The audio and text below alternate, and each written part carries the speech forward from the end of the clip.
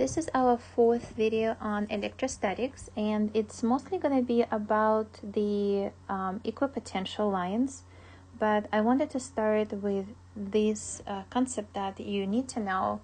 I've seen it in AP Physics B and I think AP Physics 2 study guides, but I haven't seen these type of questions on AP exam, so I'm not sure if you're going to ever see these type of questions on AP exam, but I am going to cover it anyway. When contact is made, charge may be exchanged but the total amount before and after must be the same. So you see in the picture, there is maybe 5 coulombs, positive 5 coulombs, and negative 2 coulombs, and the total charge is positive 3. So if these two charges were in contact, then after they are separated, their charges will be the same. So maybe 1.5 coulomb and 1.5 coulomb to make the same positive 3 coulombs after the contact. So when the charged object contact to a neutral object, they both have the same charge. When the two charged matter contact each other, total charge of the system is preserved, and they distribute one total charge in accordance with their capacities. And so when they are the same type of spheres, the same size of spheres, they're gonna spread the charge the same. It's gonna be like the one in the picture, 1.5 and 1.5 coulomb. But if the spheres are not the same and they have different radiuses, then there are these two formulas that I want you to look at. And we're gonna look at some examples how to use these formulas. So let's look maybe at one of the examples right here that I have.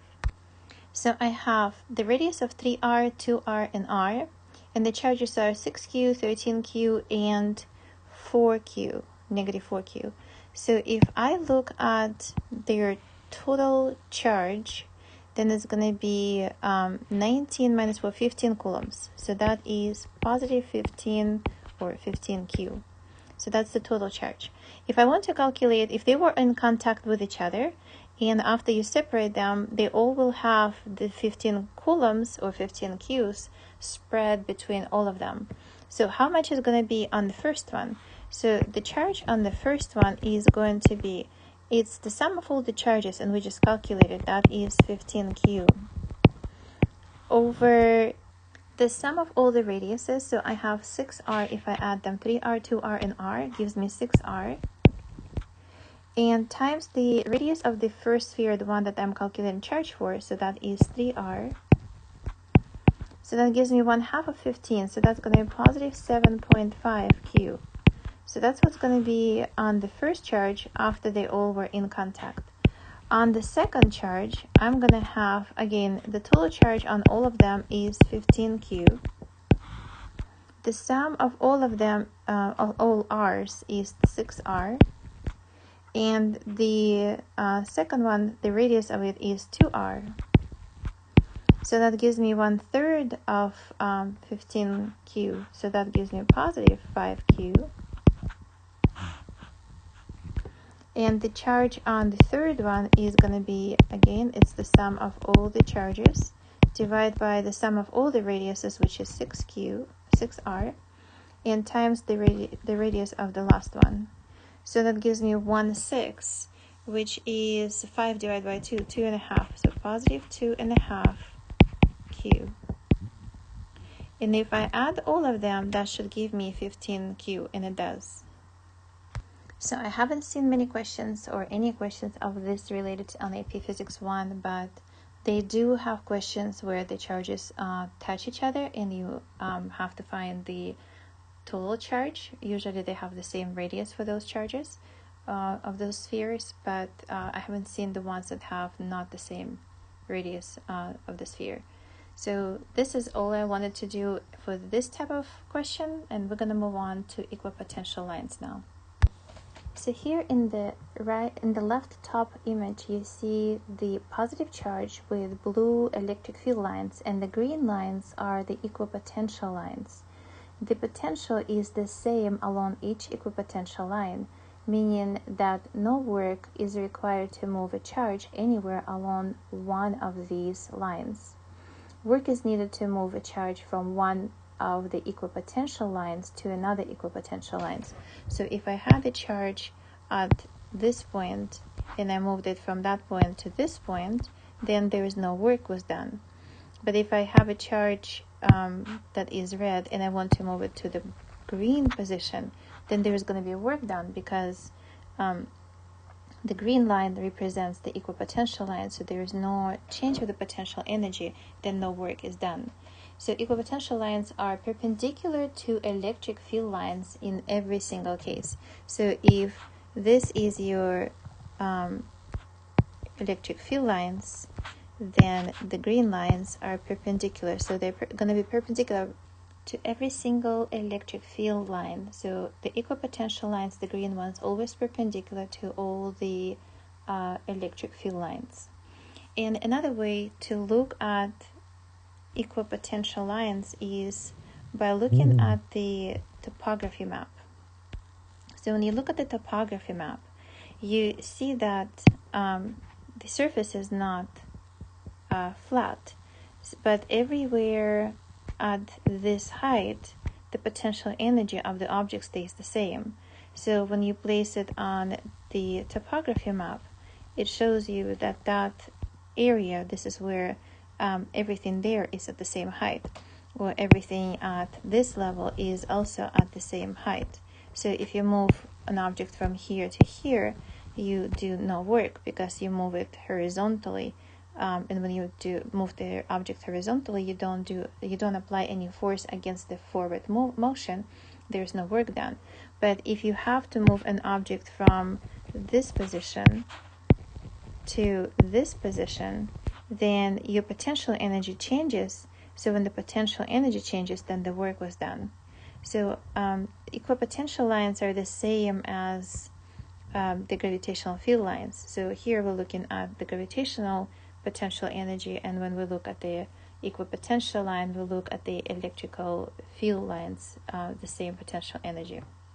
And these lines can get pretty complicated.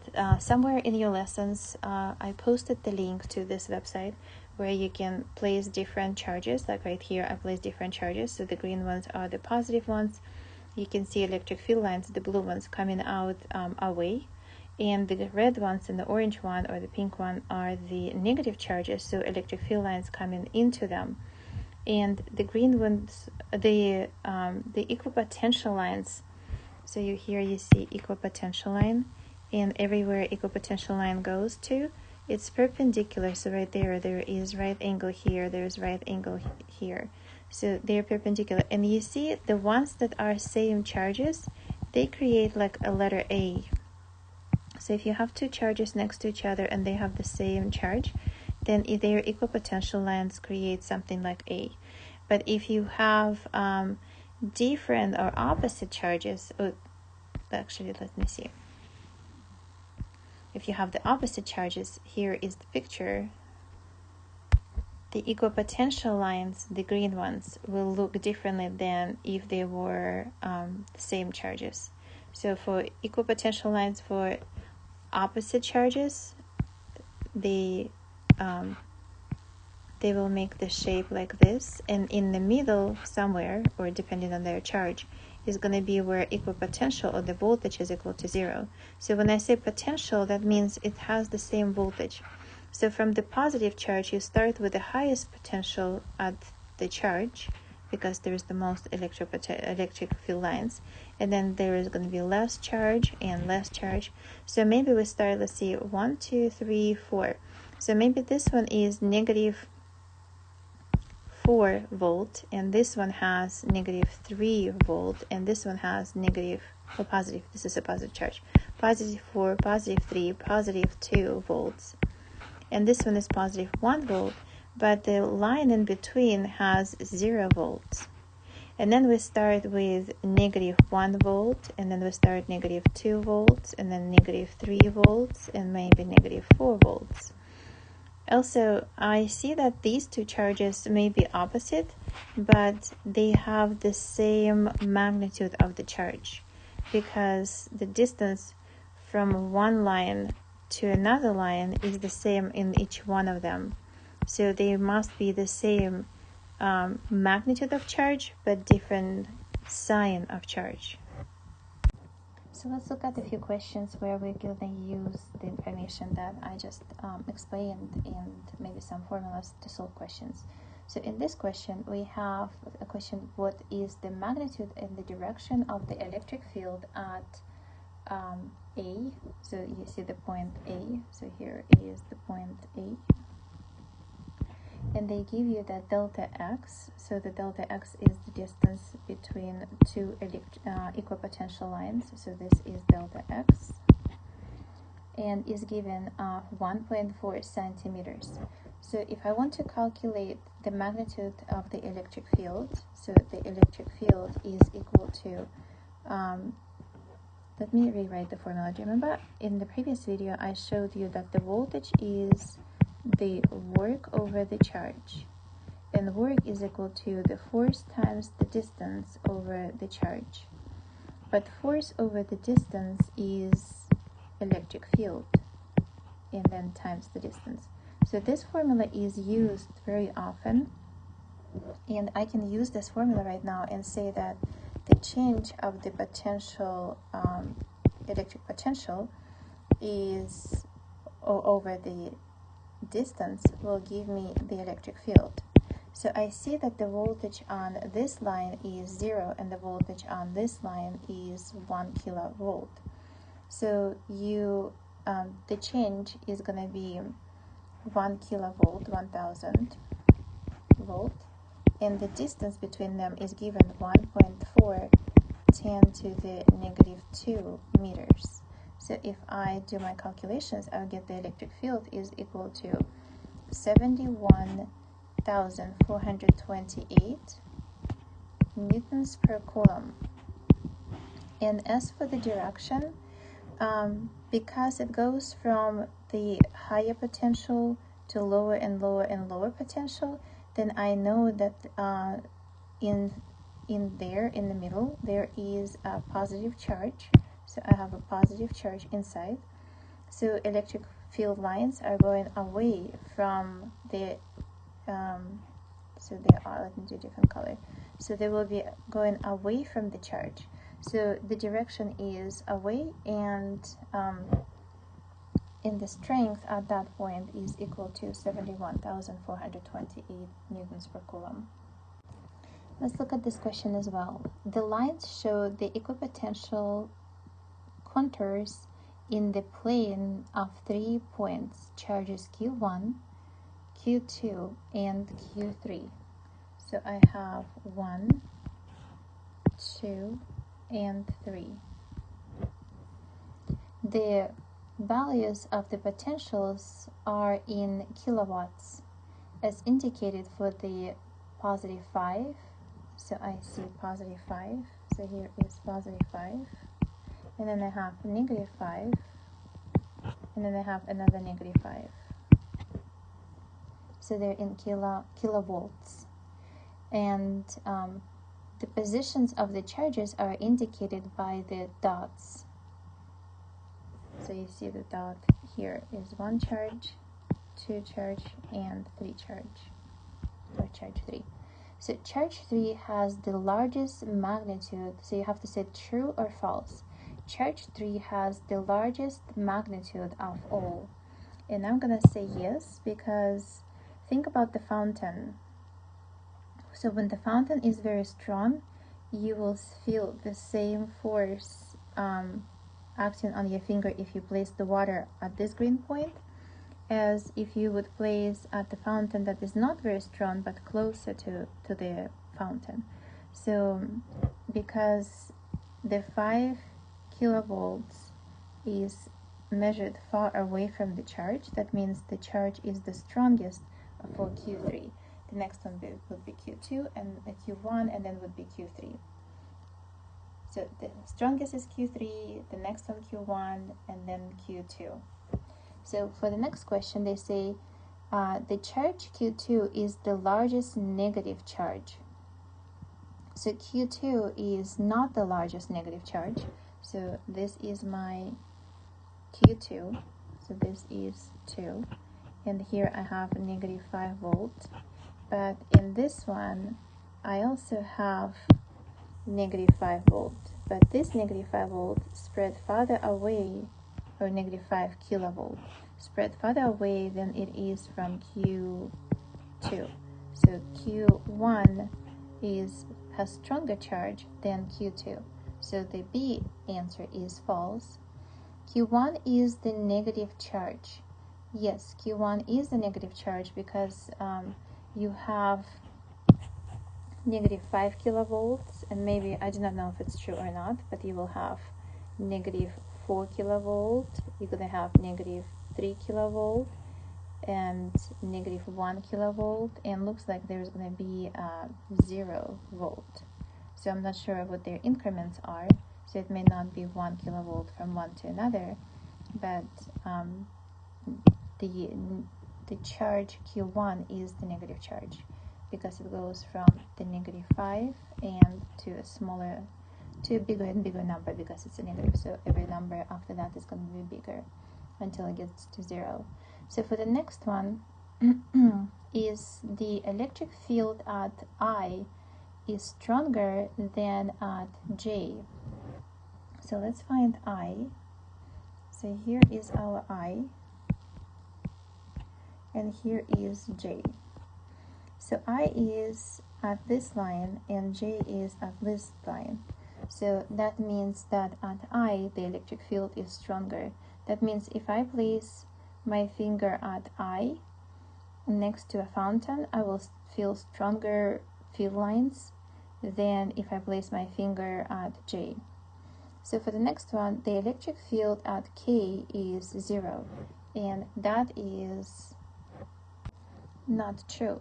The electric field at K cannot be 0 because you have a equipotential line there. That means there are equipotential lines coming, or there are electric field lines coming perpendicular to equipotential line.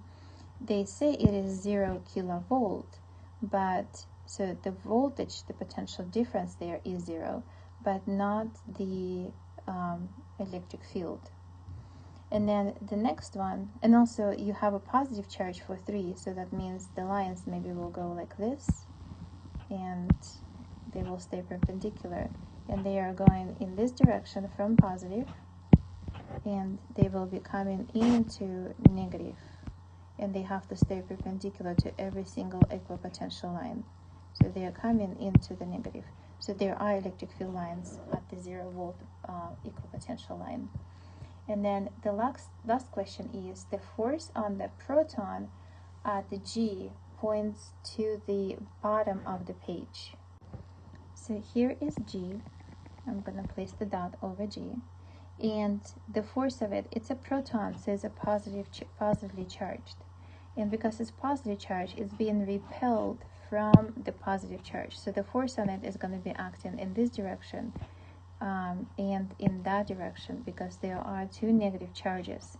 So the resultant maybe is going to be, depending on how strong the charges are, is going to be in this direction, but it's not going to be down to the bottom of the page. So the last one is a false. Sometimes on the AP exam, they give you a question when they ask you to draw the equipotential lines. So when you draw equipotential lines and you have 2 of the same charges, so maybe let's do it in yellow, you have to draw the lines that are perpendicular to electric field lines. So your equipotential lines will be perpendicular to electric field lines. So it's going to look something like this, and again staying perpendicular to every single line. And there will be another one that is also perpendicular to electric field lines, and like that. So you just draw a few of them. And then here you have electric field lines have to again stay perpendicular to equipotential lines. So you have something like this, and then closer to the middle, so this is going to be where the voltage is going to be equal to 0, but the voltage on each single line right here is going to be again equipotential, so the same voltage around the same equipotential line. Sometimes they don't give you the electric field lines, which are the blue ones, and they only give you the yellow ones, and they ask you which one is positive, which one is negative, or they're the same charge or not.